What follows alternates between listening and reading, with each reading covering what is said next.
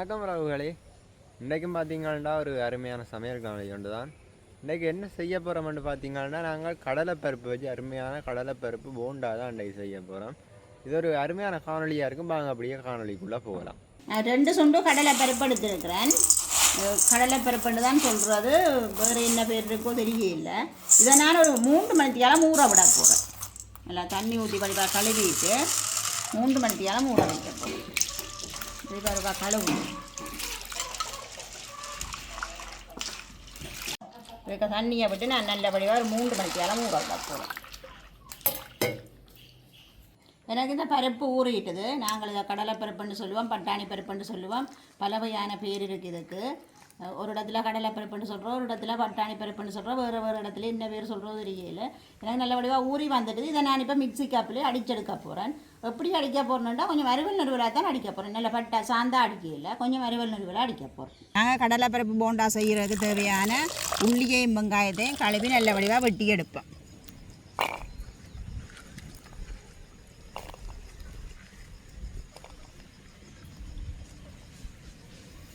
அதுக்கு தேவையான கறிவேப்பிலையை நான் கழுவி எடுக்கிறேன்.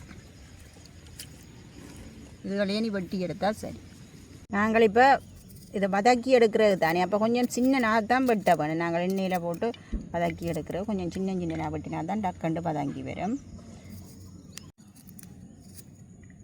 இப்படி இந்த சைஸில் வெட்டி எடுத்தால் சரி. உங்களுக்கு கொஞ்சம் வேகமாக பொரிகிறதுக்கு. கடலைப்பருப்பு தானே கட்டாயம் நாங்கள் உள்ளி சேர்க்கணும். ஏன்னா அந்த கொஞ்சம் வாய்வு அப்படி வாய்வுத்தன்மை செமி பாட்டுத்தன்மை அப்படி எதுவும் இந்த இருந்தாலும் அதுக்கு நாங்கள் உள்ளி சேர்த்துக்கொள்வது தான் நல்லது.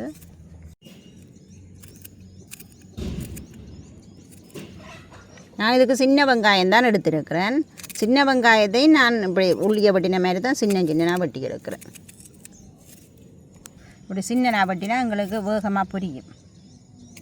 இப்போ கறிக்கு பட்டின மாதிரி பட்டினா கொஞ்சம் லேட் ஆகும்.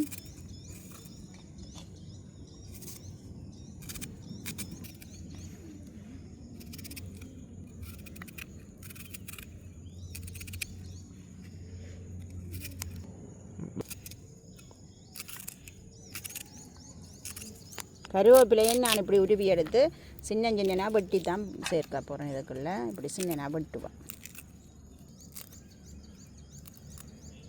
எல்லாம் வெட்டி எடுத்தாச்சுது. இனி தாளிக்கிறது தான். எங்களுக்கு அடுப்பு நல்லா எரிஞ்சு கொண்டிருக்கு. நான் தாச்சி அடுப்பில் வைக்கிறேன். வெங்காயத்தை வதக்கி எடுக்கிறதுக்காக நான் தேங்காய் எண்ணெய் சேர்க்கிறேன். நான் இதுக்கு தேவையான கடுகு சேர்த்து கொள்கிறேன். தேவையான அளவு பெருஞ்சீரகமும் சேர்க்கிறேன். அதோடு நான் வெட்டி வச்சிருக்கிற உள்ளி வெங்காயம் எல்லாத்தையும் சேர்த்து வளர்க்கிறேன்.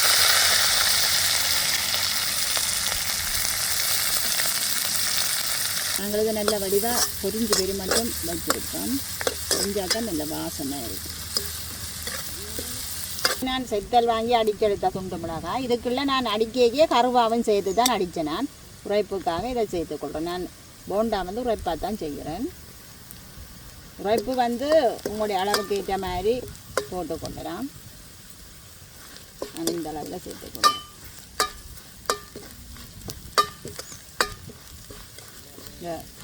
கடலைப்பருப்பு தானே, அது மனம் இருக்கும். அதுக்காக நான் கருவாவும் சேர்த்துக்கணும். நான் இந்த கடலைப்பருப்பை நல்லா அடிக்கையில் இந்த முழு பருப்புகளும் இருக்குது. இந்த கடலைப்பருப்பின் பச்சை வாசனை போகிறதுக்காக நான் ஒரு எண்ணெயில் பிரட்டி எடுக்கிறேன். கொஞ்சம் அவிஞ்சும் வரும், பச்சை வாசனையும் போகும், எல்லாம் சேர்ந்து வரும்.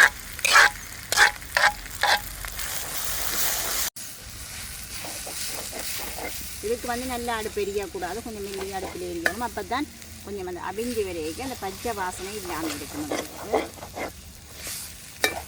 கொஞ்சம் தண்ணி தன்மையும் குறையும். இது இப்படி நாங்கள் வச்சிருக்கேக்க எங்களுக்கு போண்டா பிடிக்கக்கூடிய மாதிரி வரும். இதுக்கு நான் தேவையான அளவு உப்பு சேர்த்து கொள்கிறேன்.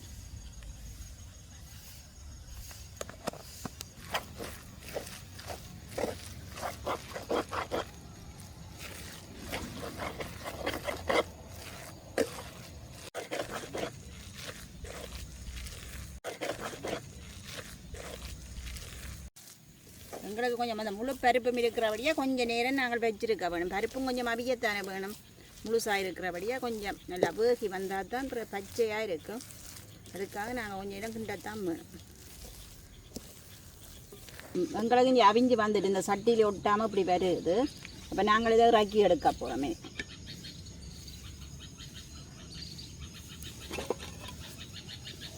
நாங்கள் அப்படியே இதுக்குள்ளே எடுப்போம்.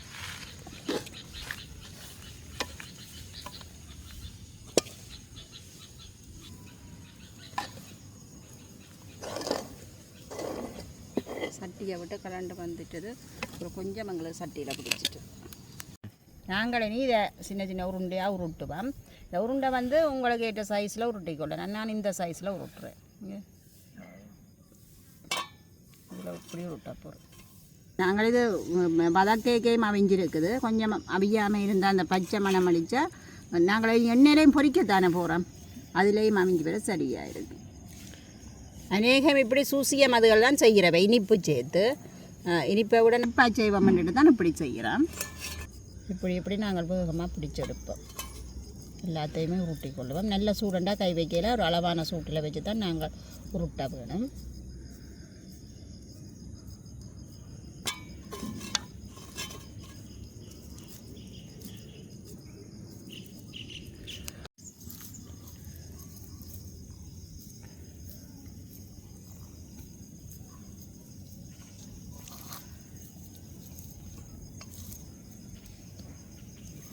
அடுப்பெரியுது. நான் போண்டாவை பொரிச்செடுக்கிறதுக்கு காய்ச்சி அடுப்பில் வைக்கிறேன். சூடாகட்டும். நான் அது சூடாக இந்தியாவில் துவைக்கிறதுக்கு மாக்கரைக்க போகிறோம்.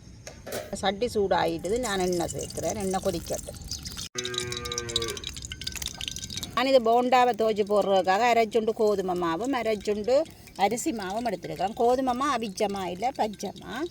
அதோடு நான் தேவையான அளவு உப்பு கொஞ்சம் சேர்த்துக்கொள்கிறேன். அதோடு கொஞ்சமாக நான் மஞ்சள் தூள் சேர்க்குறேன்.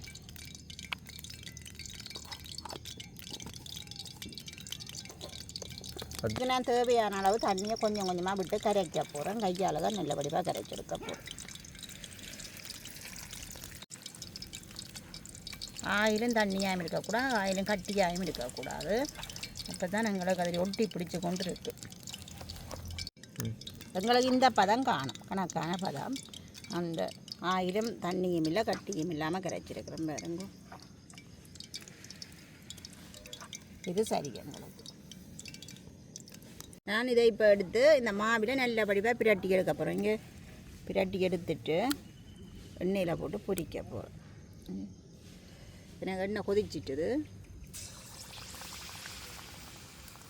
இப்படியே போட்டு பொரிக்க போகிறோம்.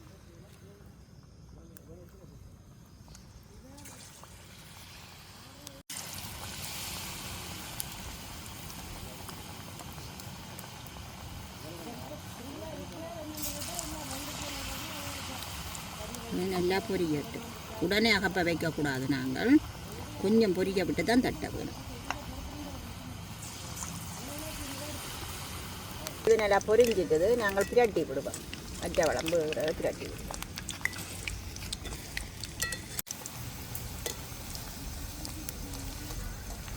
மஞ்சள் சேர்த்தது எங்களுக்கு நல்ல வடிவாக இருக்குது. மஞ்சள் சேர்த்தா ஒரு விருப்பமாக இருக்கும். நல்ல ஒரு வடிவு வரும்.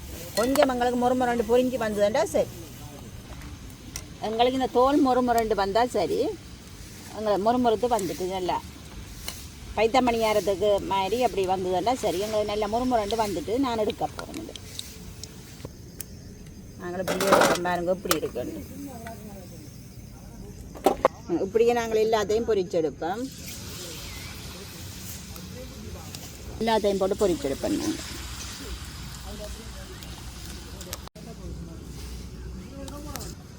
எங்களுக்கெல்லாம் சேர்ந்து உருட்டிட்டா இப்போ இந்த டக்குன்னு நாங்கள் பொரிச்சு எடுத்துடலாம். அது வேகமான செயற்பாடு. இலகுவாக நாங்கள் செய்து கொள்ளலாம். இதை பருப்பை ஊற விட்டு அடித்தா சரி. இலகுவாக நாங்கள் செய்து கொள்ளலாம். இது கஷ்டமண்டி இல்லை. மற்ற பின்னேறதுக்கு ஒரு நல்ல ஒரு சிற்றுண்டியாயும் இருக்கும். எங்களுக்கு நல்லா இதுவும் பொரிஞ்சு வந்துட்டுது. நல்லா முறுமுரண்டு வந்துட்டுது. இதை தூர தொட்டு பார்க்க எங்களுக்கு நல்லா முறுமுறுத்து இருந்தால் சரி. உள்ளுக்கும் பேசி இருக்கும் இந்த வகையில். இதுவும் நல்லா பொரிஞ்சிட்டு நான் இதையும் எடுக்கிறேன். இதுக்குள்ளே நான் அதை வைக்கிறேன்.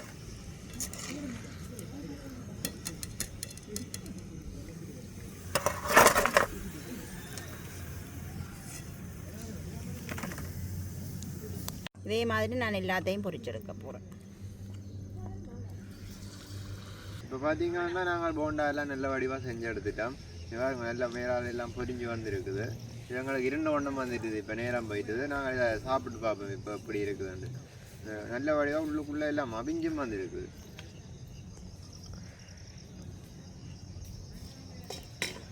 அப்படி உள்ளுக்கு நல்ல வடிவாக பொரிஞ்சு வந்துருக்குது. மேற்சோல் அப்படியே நல்ல வடிவாக பொரிஞ்சு உள்ளுக்குள்ளே நல்ல வடிவாக நல்ல அவிச்சு சேர்த்தது அது நல்ல வடிவாக எண்ணெயில் அவிஞ்சு வந்துருக்குது. இதே மாதிரி நீங்களும் வீட்டை செஞ்சு சாப்பிட்டு பாருங்க, நல்ல டேஸ்ட்டாக இருக்குது. இந்த உரைப்பு போண்டா தானே சில பேருக்கு அந்த இனிப்பு நிறைய பிடிக்காதுன்னா இது மாதிரி செஞ்சு கொடுத்தா விரும்பி சாப்பிடுவேன். அப்போ நாங்கள் இதோட இந்த காணொலியை முடிச்சு கொள்வோம். பாய்.